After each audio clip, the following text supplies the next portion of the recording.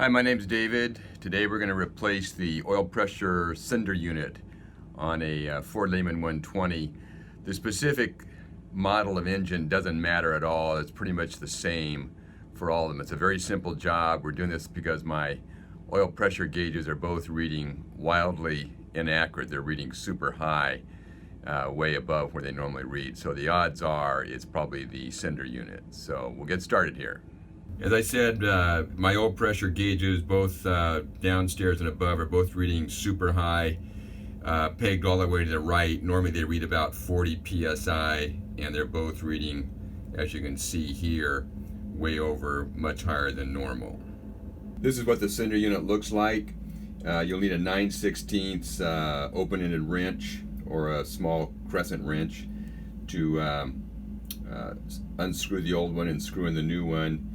And you'll need a 3/8 box end wrench to undo and then tighten up and once you've installed the wires up here. So on my engine, it's located on the port side of the engine. It can vary from engine to engine. Make sure if you have dual helm stations that you get the cinder unit that's for dual gauges. If you just have one gauge, just get the one for a single helm station. Okay, here's the cinder unit on my engine. It's on the port side, and we'll just disconnect these wires that are located up here, and then we'll unscrew it with a wrench. Okay, we've got the old one removed, and so we're just going to screw in the new one.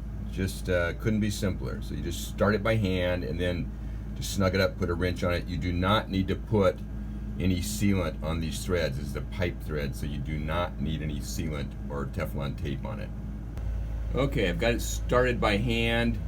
Got it as tight as I can get it by hand, so now I'll put the 9/16 open-ended wrench on it and we'll snug it up so it's good and tight. Don't go crazy, but just get it good and snug. Okay, so just put those wires on that post.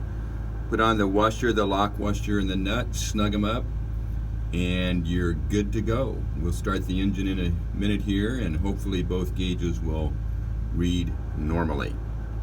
Okay, we replaced the cinder unit, and now the oil pressure is reading correctly.